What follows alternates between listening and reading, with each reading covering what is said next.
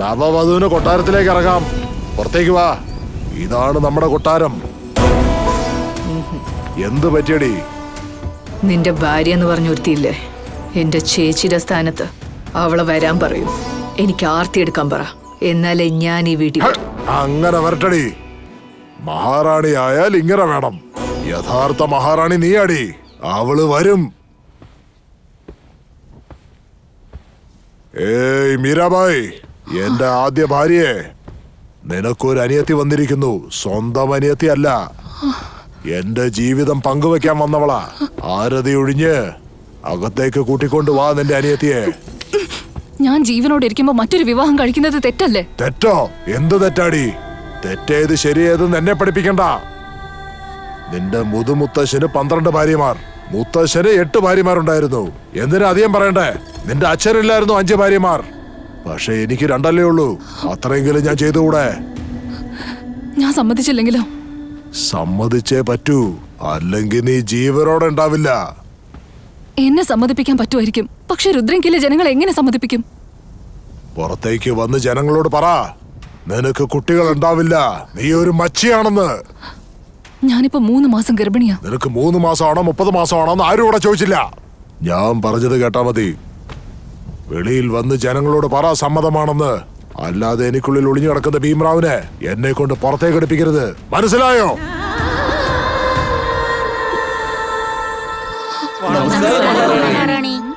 രുദ്രങ്കിലെ ജനങ്ങൾക്ക് നമസ്കാരം. രാജാവിന് തലമുറയില്ലെങ്കിൽ രുദ്രങ്കിലെ തലമുറയും ഇല്ലാതാകും. മറ്റൊരു രാജാവിനെ നമുക്ക് കാണാൻ സാധിക്കില്ല. അതുകൊണ്ട് തന്നെ എന്റെ സമ്മതത്തോടെ മറ്റൊരു വിവാഹവും നടന്നിരിക്കുന്നു. ഇതിൽ രാജാവിന്റെ യാതൊരു തെറ്റുമില്ല. ഏയ് ജ്വാലാബായ്, എന്റെ ആദ്യ ഭാര്യ നിനക്ക് ആരതി ഒഴിയാൻ വന്നിരിക്കുന്നു. പുറത്തേക്ക് വാ.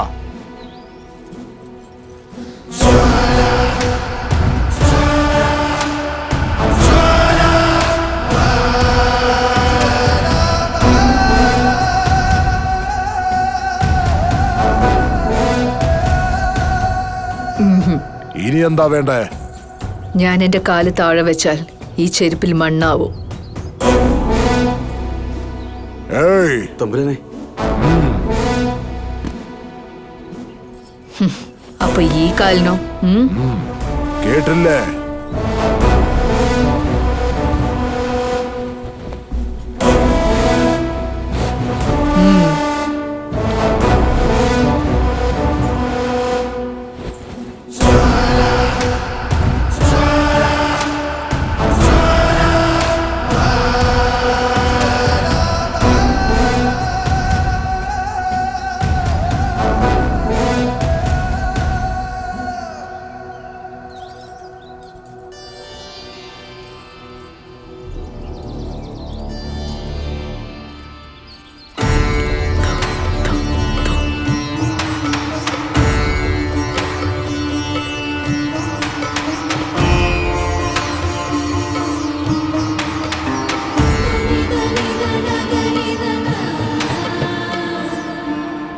പേര് പറയണമെന്ന് നിനക്ക് അറിയില്ലേ?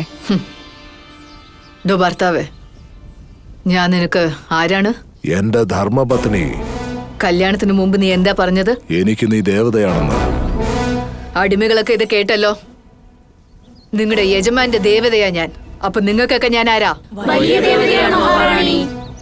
ജ്വാലാബായ് ദേശ്മുഖ്. കേട്ടായിരുന്നല്ലോ എന്റെ പേര്.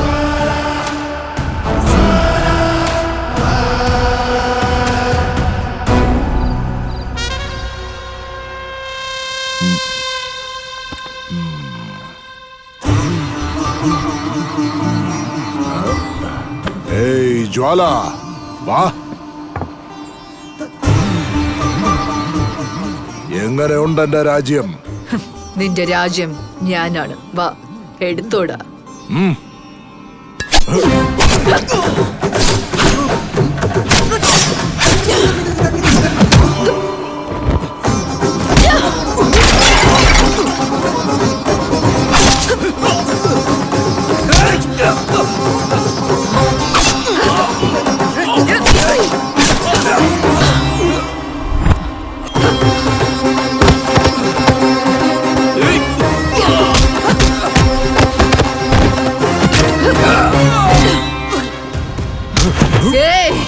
ആരാടാ എന്റെ ഭർത്താവിനെ കൊല്ലാൻ അയച്ചത്? ആരാണ്? മല്ലേഷ്,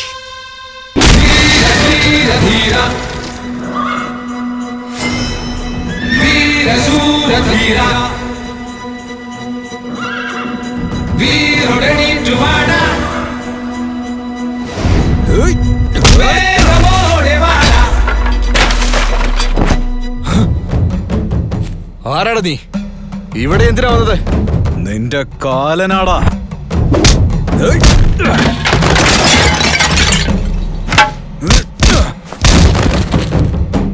യജമാനെ മുറുക്കാൻ.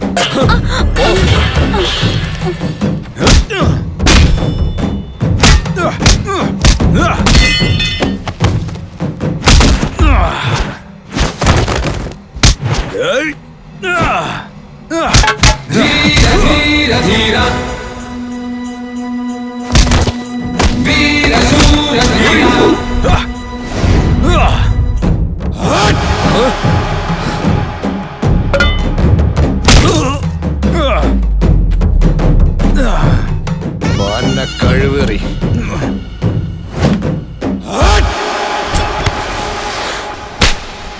എന്റെ മുത്തശ്ശനെ വെറുതെ വിടാൻ പറ. എന്റെ മുത്തശ്ശൻ വിഷം കുടിക്കുന്നേ കാണണ്ടേ?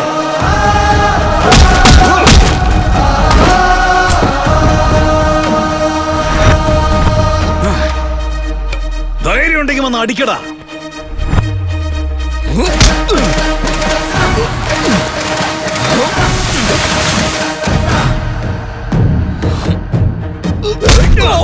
വീരാ വീരാ വീരാ അധർമ്മത്തെ അഴിക്കുവാൻ പാടാ പാടാ.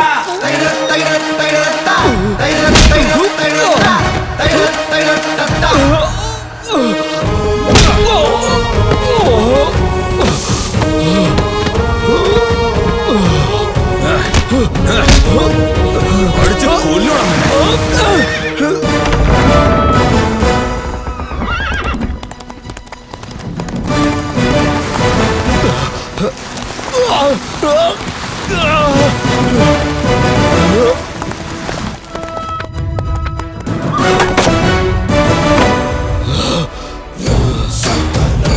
നമസ്കാരം യജമാനെ. മല്ലേഷേ, പറയൂ യജമാനെ. നിന്റെ ചെരുപ്പ് ഊരി അവന്റെ കഴുത്തിലണിയേ.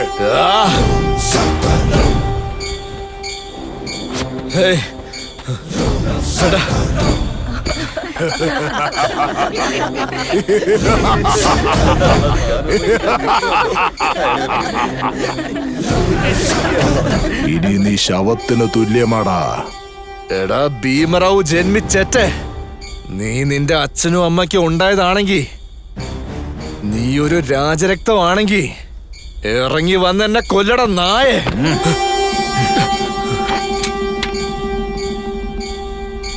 കൊല്ലടാ. പക്ഷെ ഒരു കാര്യം ഭുജകറാവു, നീ ചാവുന്നതിന് മുമ്പ് ഒരു കാര്യം കേൾക്കണം. ചത്ത് മുകളിലേക്ക് പോകുമ്പോ ദൈവത്തിന്റെ അടുത്തുനിന്ന് ഒരു വരം വാങ്ങണം. ഇനി വീണ്ടും ഒരു മനുഷ്യനായി പിറവിയെടുക്കരുതെന്ന്. അഥവാ നീ മനുഷ്യ പിറവി എടുത്താൽ അപ്പോ നിന്റെ ജീവനോടെ വിടാം. കെട്ടഴിച്ച് നോക്കടാ.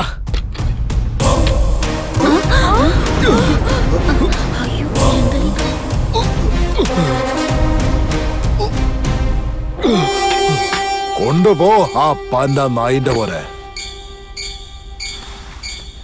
എടാ മല്ലേഷേ, സന്തോഷമായടാ. നീ എന്റെ കൂടെ ഉണ്ടെങ്കിൽ സന്തോഷം എന്നും എന്റെ ഒപ്പം ഉണ്ടാവും. നിനക്ക് എന്ത് വേണമെങ്കിലും ചോദിക്കാം. എനിക്കൊന്നും വേണ്ട യജമാനെ. ഈ ജനങ്ങൾക്ക് മാത്രം. ജനങ്ങൾക്ക്? ജനങ്ങളെല്ലാവരും കുടിക്കുന്ന വെള്ളത്തിനും കൃഷിക്കുള്ള വെള്ളത്തിനും ഒരുപാട് കഷ്ടപ്പെടുന്നുണ്ട്. ദേശ്മുഖ് നദിയില് ഒരു ദിവസം 1 മണിക്കൂറത്തേക്കേ വെള്ളം വിടുന്നുള്ളൂ.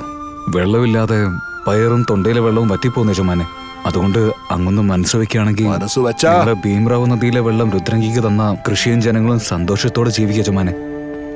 ജനങ്ങൾ നന്നായിരുന്ന യജമാനും നന്നായിരിക്കും. എടോ കണക്കപ്പിള്ളേ, ഇപ്പൊ തൊട്ട് ഭീംറാവു ദേശ്മുഖിന്റെ നദി രുദ്രങ്കിയിലെ ജനങ്ങൾക്ക് സ്വന്തമാണ്.